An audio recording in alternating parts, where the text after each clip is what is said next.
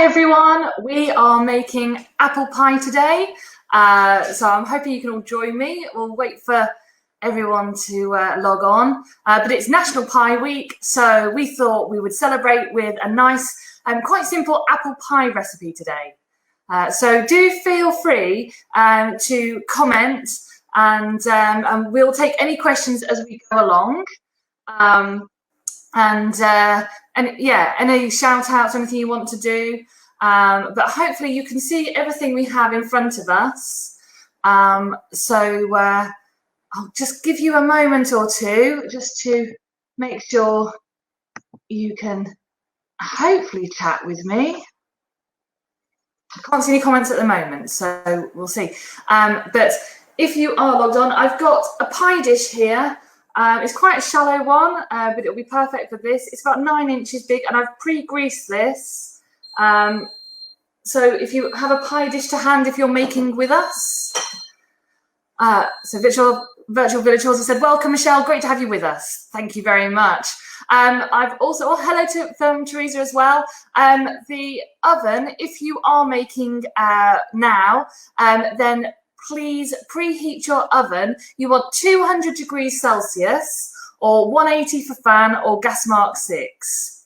Oh, I've got Victoria and Helena too. Excellent. Brilliant. So I've chosen a nice glass bowl that you can see through, so you can see exactly what my mixture is looking like as we go along. And I've split this into 2 sections. I've got pastry making and I've got the filling side. So I'll explain that you should have all the ingredients ready as a list above the workshop, but I'll be repeating all the ingredients that we're using as we go along. If you miss anything, if a dog barks or you've got children that have come into the room, just let me know and I can repeat again. So, oh, hi Jane from Cornwall. Right, so I like this recipe because a lot of pastry, you're encouraged to chill for long amounts of time or par bake before you put filling in, or maybe cook the apples. This avoids all of that and you will get the tastiest apple pie from minimal effort. There is still some effort, but it's not too bad. So into a large bowl, you're going to want to put 400 grams of plain flour. So don't worry about sieving too much, that's not a problem. And to the plain flour, I'm going to add 2 tablespoons of caster sugar, just level tablespoons. Just sweetens that pastry up. And then you want to stir that together so it's combined. Oh, we've got someone else from Cornwall, Julie and Jane from Cornwall. Nice to have you with us. So I'm just going to give that a little stir just so it's nice and combined. And then I'm going to add some chilled butter. I've got 250 grams, which is a block of butter, and it's straight from the fridge, and I've just diced it to help me to break that up within the pastry. Victoria's asked, could you use sweetener? Yes, you can. You don't have to have too much sugar either. If you prefer to use less, it is just for flavour. So you could also, if you wanted to, just put a little bit of lemon zest in instead. You know, use different things to sweeten and give a different taste. So with the butter, I'm just pressing it into the flour and just using my hands. You can get tools to do this, but to be honest, good old-fashioned hands in will do fine. So break up the butter and press it into the flour, and what you're looking for is to get a nice breadcrumb kind of texture to your mix. Another from Cornwall, we've got Dawn from Cornwall. Maz has put, missed the ingredients, can you repeat please? Yes, of course. So we've got 400 grams of plain flour that I've gone into the bowl, and I've used 2 tablespoons of sugar, and I've combined those, just mix them together, and then I've put 250 grams of chilled butter, this unsalted butter, and I'm just mixing that together to create like a breadcrumb type texture. So we'll just keep going. There's not much to the pastry, to be honest. It's more about getting the consistency right. So just keep squeezing that butter. I want to keep it nice and cold. I don't want to over handle it, but I am going to have to break it up and just keep pulling at it to get it, and just keep wrapping it in the flour so my hands don't get too sticky. So it just takes a couple of minutes, but not too long. So Julie's saying it's a bit cold at the moment. I know, what happened to our sunny weather? I was quite happy with the sun and sitting outside with a cup of tea. Looking forward to more of that, please. So we're getting there. I'll show you a bit of a close-up in a minute. I've still, well, I don't know actually, hang on. You'll see in here, you've got some bigger lumps still, but some of it's looking like breadcrumbs. What you'll find is when it's combined, you can kind of press it together and it will form a dough, but a little bit of pressure and it will crumble again. So, I mean, don't worry if you've got some bits of butter, but you don't want too many bits of butter. I'm going to have to stand up for a minute, guys, just because it's sitting down. It's my bowl's a bit big. Hang on. So, yeah, you can see now that the texture's changing. It's quite a buttery mix, which is lovely to eat.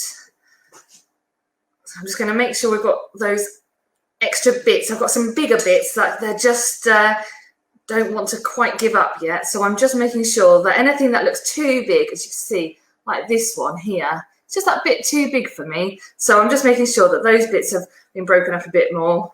I'll leave the pea-sized ones alone, that's fine. There we go. That's not too bad at all. Right, I should have had is a towel to hand. There we go. Let's give that a bit of a clean up so I can handle the bowl and show you.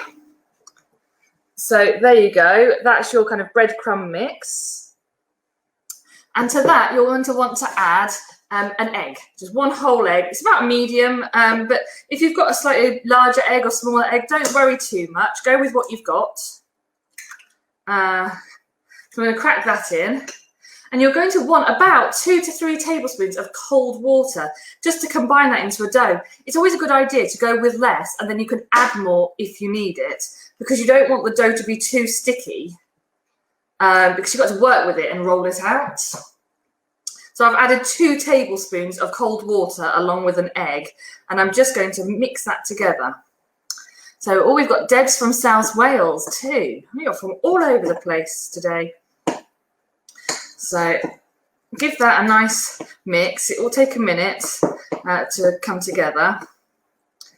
But this is your pastry, and it is a very nice. It gives a nice crust. So let's bring all that together. You just don't want it to be have too much flour in the bottom or any of those breadcrumbs. I'm just going to swap to my wooden spoon because I've kept using my metal one and I can feel it bending slightly under the pressure of the dough. There we go. So yeah, just bring it together. Again, I'm going to stand up just because it helps that angle.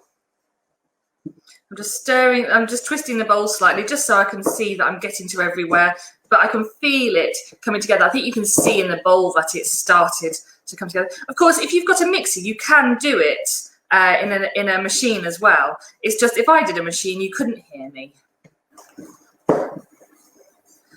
So there we go. I'm just going to feel that, and it is nice and soft, and that doesn't feel. I mean, what you don't want is it to be too dry, and then you can't roll it out. But that isn't. It's not breaking up too much, and I haven't done much with it yet. But that's a nice kind of formed dough. So I'm quite happy with that. I'm not going to add a 1/3 tablespoon of water. But if yours feels a bit drier, do feel free. So now I'm just going to use my hands to bring that into one ball of dough, like so. And then once you've done that, you can discard the bowl. So there we go. Don't want to overwork it. I just want it to be a nice ball of dough. You can see some of the butter lumps in there, but they're not too big. Hi, Yvonne. So that's the dough. Hopefully, you can do thumbs up, but give me a thumbs up if you are there, if you're baking along. Of course, if you're watching to what to do later, no problem at all. Enjoy. So this is the pastry that we're going to roll it out to put into the pie dish. We're going to do 2/3 of it because that's the bigger amount. And then we're going to keep 1/3 to do the lid on top. So once you have your ball of pastry, try and kind of guesstimate, taking it away, about 1/3 of it for your lid. I'm just going to ball that up for my lid. Yeah, that should be about right. And then I just don't want to have any bits on the counter. I'm going to use just a little bit of flour on my surface, just so it doesn't stick. I'm going to spread that out. You can see quite a bit of this, which is nice. And then I'm flouring my rolling pin. Would this pastry be suitable for making it for Cornish pasties minus the sugar? Yes, you could. I think, I mean, you can get more fat in savoury pastry as well, which this doesn't have. So you might want something a little bit, not tougher, but a little less buttery and more fat content in it for a Cornish pasty. Interestingly, it's one that I actually want to do on a workshop, but I haven't into it enough yet. But I think you'll probably want some more fat content for a Cornish pasty, like a lard. But you can have a go. I mean, pastry, you know, it should work. Right. This is quite a nice sweet pastry for a lot of things. I often alter slightly depending on what I'm making. But we did Bakewell tarts not that long ago, and that would work well for this, for that as well. But I do like to change things up a bit, and then you can taste the difference in various recipes. Right, so I've just got a bit of butter on the top of my pastry, so it keeps sticking. So I just keep flouring the rolling pin until I don't have that issue. So what we want is to roll this out in a big circle, which is going to go across the width of the dish and up the sides. So it's going to, the dish is 9 inches, so it's going to have to be bigger than that. And you also want it to be about the thickness of a pound coin. You know, if you had a flat pound coin on the side, it's about the same depth. So quite thin. And all I'm doing, you can see me lifting it up, is I don't want it to stick to the worktop. So I'm just making sure there's flour underneath it as I go. So, and I'm just moving it as well as it not sticking. It helps me to just make sure that I get the right shape, so I don't end up with something too oblong. I use lard, but you can taste it sometimes. Yeah, Julie, well, maybe try this and see if you just don't want it to crumble too much. Although, to be honest, I don't think it will. I think you will be all right with it. Victoria says, where can we find your other recipes? You can find our other recipes on our YouTube channel. If you search up Boozy Bakers. And actually, guys, I've given you a little treat for today. You can find a custard recipe on there, which I've done just for the apple pie. So you've got an accompaniment. I've just acquired a lovely marble rolling pin. Oh, I'm so jealous. Yes. I would like to increase my selection of rolling pins. I've got to say, Julie, I want one for fondant as well. When I do very large cakes, I'd like a really long one. But I haven't. It's out of stock a lot of the time, so I need to keep looking for that. Now, I usually have. I haven't got one to hand actually at the moment, but a tape measure, and I kind of go, how long do I need it? But if you've got your dish, you can always turn it upside down and just have a look and see if you would have enough to go up the sides as well. I think I'm almost there, but I'm just going to do a tiny bit more, not much. You can always fudge the sides as well if you need to make it fit and stretch it a bit. It's quite a flexible pastry. So once you've got it, about a pound so a flat pound coin would be about level with this pastry. So it's quite thin. I'm going to, again, put a bit of flour on my rolling pin, and then I'm going to roll the pastry, if it will let me, over the rolling pin, so I can pick it all up now on my rolling pin. and I'm going to get my dish, and I'm now going to lay the pastry in the dish. Ta-da! Now, you want to press it down. Remember, this is a greased dish, so it's not going to stick. You want to press it down into the dish so that we don't have any air pockets. So it doesn't bubble up or anything. We get a nice shape apple pie with no big bubbles of pastry. So I'm just using this bit of my hand just to get into those nooks. There we go.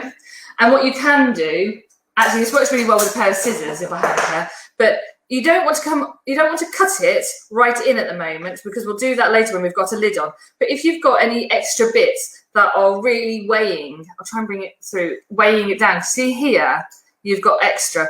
Just cut those bits off. You don't have to give it too much thought, because we're going to nicely do it with the lid attached. But if you're thinking, oh, it's pulling my pastry out of the dish, just cut those extra bits off that are weighing it down. So I'm just doing that now. There we go, bear with me. I'm looking down too much at my pastry. Just want to make sure. So, oh, there you go. You can visit our Virtual Village Halls. You can visit our Facebook page. You can indeed. We do have a YouTube channel and our Facebook page, which we are constantly updating with new bakes. So do come and find us on there. And we'll be back on here as well doing some workshops. So keep a lookout for us. It's nice to be doing Pie Week though. And to be honest, this weather, I don't know if everyone else has got it, but we're a bit grey and overcast here. It's quite nice to have a warm apple pie to eat. So the words cover the screen, so you can't really see her making the pie. Oh, Lorraine, I'm hoping, I don't know if you can pull back the comments, but I'll bring it up. I was hoping my screen shows it, you can see it, but there you go. That's the pie. And I've just pushed that in. And we've got some really rustic edges at the moment, you can see, because I'm not concentrating too much at that at the moment. Now, we're going to do the apple filling. So if you have the space in your fridge, you could pop this pastry bit into the fridge for a moment whilst we do the apples. If you think, goodness, I've just had my Sainsbury's shop and I haven't got the space, don't worry about it. It's not going to be for long. There we go. But it kind of gets it out of my way and behind me, so I'll use that. Right. If you are available, if you have what's the word? A cloth, a nice cloth to wipe down your surface, feel free to do so. I'm working within a captured space, so I'm going to keep going, but otherwise I might give that a nice clean up. Virtual Village Hall are helping Lorraine with her comments. That's great to see. Hopefully that will help you to see what we're doing. So I'm good. In front of me now, I've got a chopping board, a knife and a peeler. And I've got some really nice big Bramley apples. You can use eating apples if you want, but I'm going for the cooked, just purely size, taste, just an accessible. So you're going to want around 600 grams of apple, which works out, depending on the size of your apples, about 3 to 4 of them. So actually, I've got a bowl to put all my peel in as well, so I can easily get rid of that. See, I've thought about this. So peel your apples. If you are doing this ahead of time and you want to peel your apples, a good way to keep them from browning is to pop them in a bowl with a bit of lemon juice in. And then you can do all of that before, but I decided I was going to do it live because it doesn't take too long. They're pretty sizable apples. But if you ever want to do that with your apples, that's a good way of keeping them fresher. There's a bowl of water with some lemon juice in. So there's one. Let's do another one. It's quite a nice peeler as well. This is actually, it cuts through it nicely. So if you wanted to add something different to your pie, you can add blackberries and I suppose you could do pear if you wanted. or cherries, anything that you want that makes it something that you would like to eat. It's your pie, go for it. I do quite like, I mean, you could add a bit of almonds to it if you wanted to. I do like a traditional apple pie though, I've got to say. Do raspberries in it. But getting there, guys. It's lovely. If you want to share your bakes with me, do tag Boozy Bakers into any posts that you put up of your bakes. If we see them, we do comment. But yeah, it's nice to see what you've all been baking. What did we do last time we were here? We did pancakes with you. Pancake making on the virtual village hall. We ate a few too many. So this as well, if you're making it, I mean, it's quite a large size pie. Not that we struggle to get through it, I've got to say, but it's very nice as a cold slice the next day as well. It really keeps its shape nicely. So what I would say is when you've baked it, give it a bit of time just to kind of firm up a bit, and then you can leave it for a while, and you know, until it's gone cold, and then you can slice it up quite nicely and just, you know, pick it up, and it does hold its shape very nicely. So Maz has used plums with apples. Oh, that's nice, very nice. Is there a program timetable? Victoria, I think Virtual Village Hall do put a timetable of what's on each week, so definitely worth checking that out. So I'm just quickly going over my apples. So that's my core that I don't want. And the size I do a bit bigger. So I'd say bite-sized chunks, but on the larger size. I don't like going for too small because as they cook in the oven, they're going to mush down and go soft. And I just prefer to have kind of a bit of bite still to my apple. Not too much, but I don't want it to feel like apple sauce. So I'd always go for a bit bigger. So here's another 2. We're getting there. Tell you what I haven't done, guys, is I haven't got a mixing bowl for my apple mix. But not to worry, we can deal with that. That's 1 apple. Do feel free to measure this out if you're not sure. It's 600 grams of apple you're looking for. There we go. I think Virtual Village Hall has given a really good response to their timetable, so do take a look at that. Right, getting there with the apple. It's a bit more chopping. If you're chopping along with me, hope you're doing all right. There we go.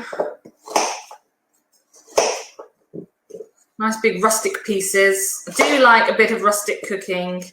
I mean, you can make this look very pretty with your leftover pastry if you want. You can use a cutter and put some nice leaves on top or something like that. So you can make little pastry decorations.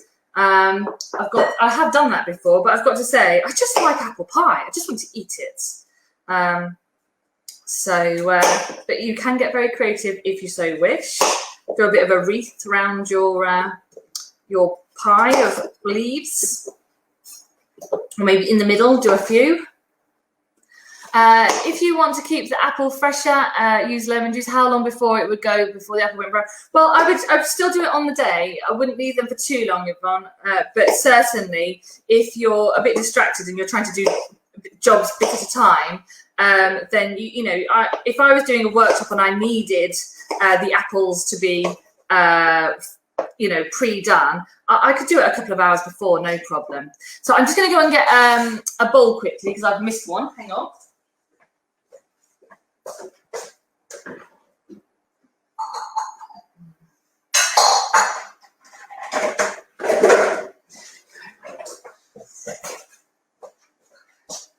There we go, back. Sorry about that, guys. So I've got a nice big glass one there again so you can see what I'm doing. But I'm going to just weigh these as I go as well, just to see how close we are to the 600. There we go. We're at 507 now. It doesn't have to be exact. That's 613, and I've got a handful left over. So I'm putting those in. So it comes to about 650 in the end. There we go. Get those out of the way. So 3 large, nice Bramley apples there. So into your diced apples, I'm sorry if I'm going too fast for anyone. Hopefully you're keeping up, but just tell me if you don't. I'm going to add 130 grams of castor sugar. And I'm going to add some cinnamon. Again, this is to taste. I use a teaspoon of cinnamon, but and to be honest, it doesn't taste too cinnamony. You can't taste it. It doesn't taste like you've accidentally put a whole, fragrance candle in or something. So don't be scared to use it. It's not overpowering as long as you don't go too excessive with it. But a teaspoon is fine. And the last ingredient I'm going to use is some corn flour. And this, as it cooks with all that apple releasing liquid, it's going to create a more of a sauce. It kind of firms it up. So as I said, when it goes cold, you will have a more set filling. It's great. And you don't taste flour or anything. So this is corn flour I'm using. And I'm using 2 tablespoons. There we go. You don't need to add anything else to that. You just need to stir it together. So it's amazing how much it kind of forms a coating on the apples. As you do it, you lose all that flouriness and you just get this kind of nice kind of moistness around the apples, and it's all cinnamony. It's lovely. So I know it's a bit awkward with the apples being in chunks, but just give it a go and stir them all together, and you'll see that flour disappears, like corn flour. So I'll show you in a second. So you can see at the moment, you can see all the flour on top and the dryness. But if we just give that a bit of a stir and combine it, it does change. So if you have any other questions, feel free to ask as we go. The custard, if you want to attempt the custard, it doesn't take very long. It really doesn't. But you're going to need some egg yolks and it's milk-based custard. So you can use cream if you want, but we've gone for milk, which is a bit cheaper to make. And to be honest, it's a really nice creamy custard to make without having to add anything like cream to it. So do go check that out on YouTube if you want to have a homemade custard to go with your homemade apple pie. So, okay, this is starting. I'll show you in a second. I'm just picking up any of the corn flour that's fallen to the bottom of the bowl. I'm just picking it up and turning it over. But already it looks like I've added a sauce, like a caramel sauce to it almost, rather than cinnamon and corn flour and the sugar. It's all really nicely combining around the apples. A bit gooey, but not too bad. And this will really help when it cooks because it's nicely combined and all over. It's not all going to sit on top or anything. Wow, never thought of using corn flour. Great idea. Yeah, it really works nicely. I think when you think of apple pie, there is a bit of a process to it, but this just, you don't have to pre-cook or anything. It's just chuck it all in.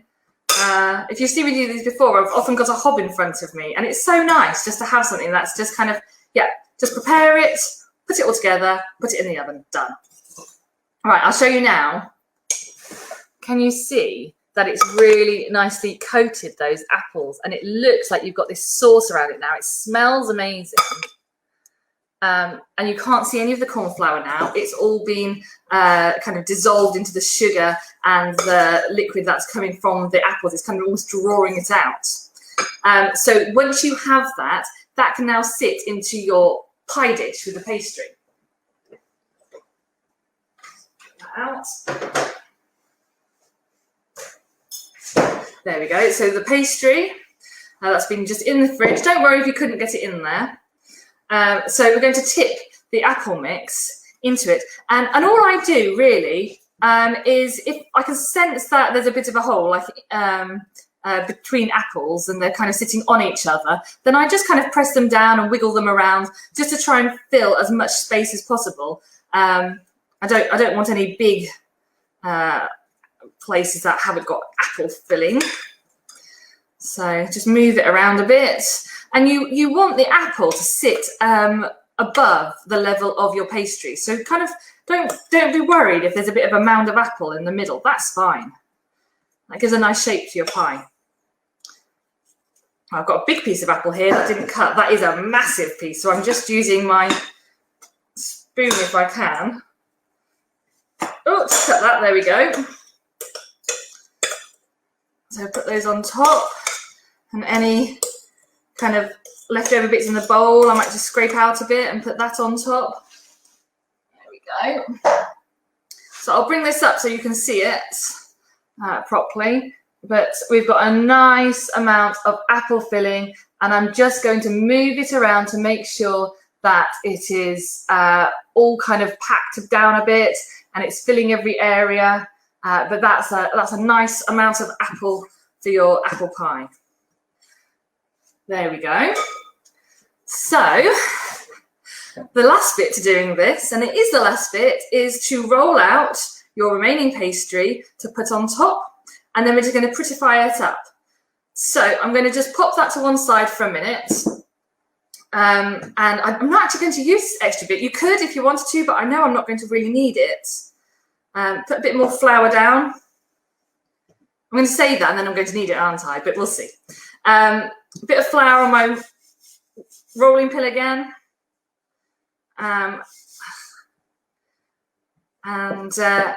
Just roll this out, same process as before. You want it to be a nice round shape.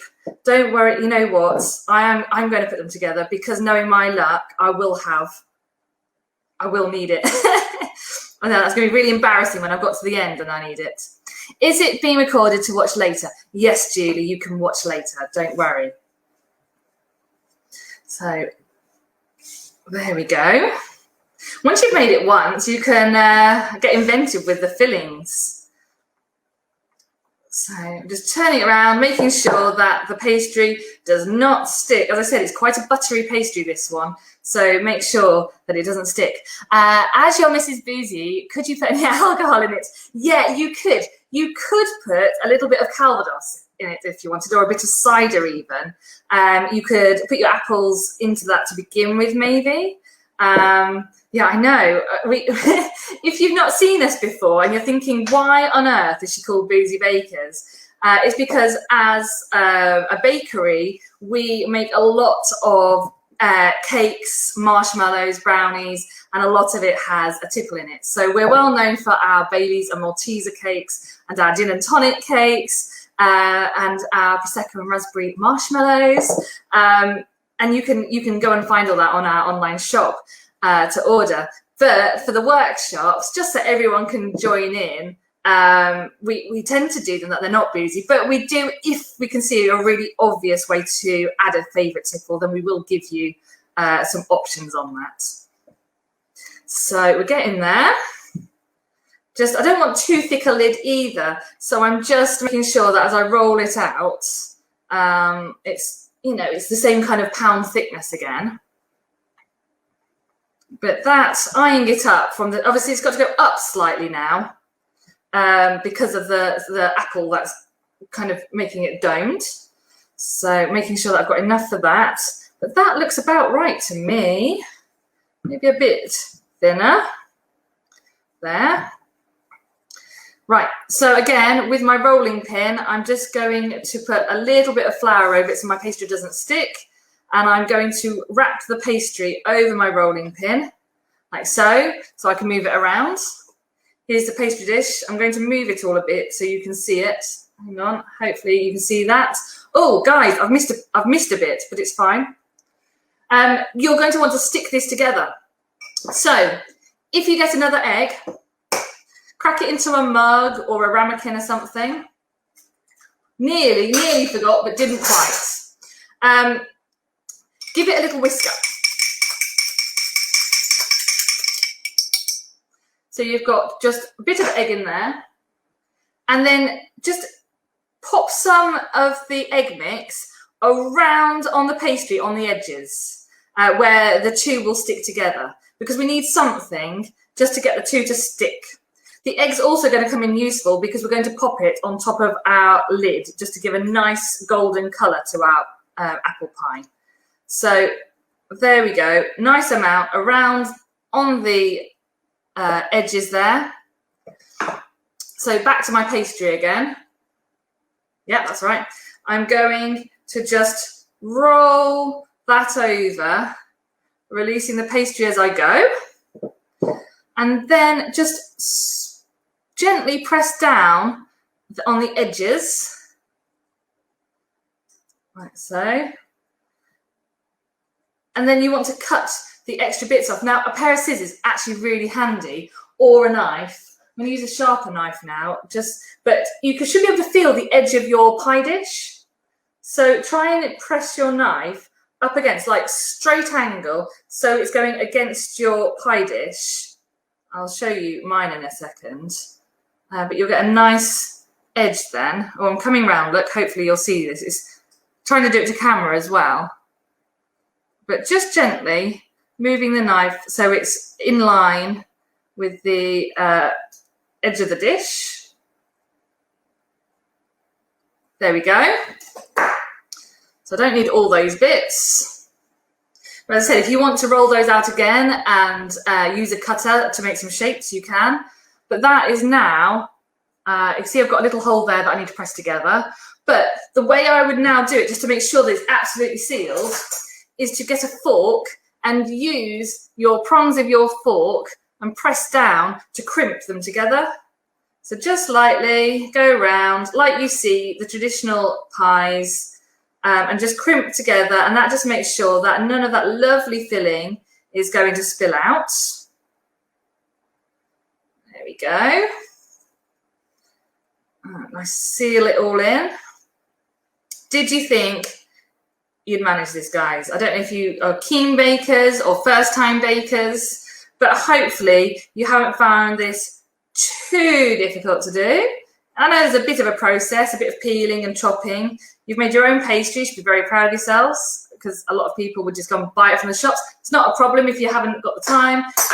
You can go and buy your own, but it's quite nice to do it yourself. And then in the centre of this, just to make sure that you let some steam out, you want to prick it a few times, just some holes, on the top. There we go. So I've just done 3 little grooves, no deeper than a table knife, and gone down 3 times. And then I'm going to just glaze the top with my egg mix. This, you don't have to, if you think, you know what, I don't want to waste an egg doing this. You don't have to, but it does make it look so nice. And it also, if you want to add a bit of sugar on top, it'll act as a glue to stick any sprinkled sugar, which again is very sweet and pretty to do. If you have any questions, please do ask me though. I don't think I've got any more comments coming in at the moment. There we go. So a nice bit of egg glaze on there. Oh, I've missed a bit. To make sure I've got all my crust done, because I think the crust with a bit of a glaze on it is beautiful. There we go. And as I said, if you want to sprinkle just a bit of sugar on top, you can.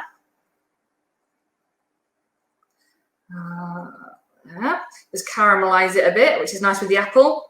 And then you can bake this in the oven. So I'll give you the times again. It's 200 degrees Celsius for a conventional oven, 180 for fan or gas mark 6. And you want to bake this for between 45 minutes and 55 minutes. I mean, definitely check after 45. I think mine was about done then, but it'll be nice and golden. Your pastry will be cooked, and that's given your apple enough time that it will have really cooked through.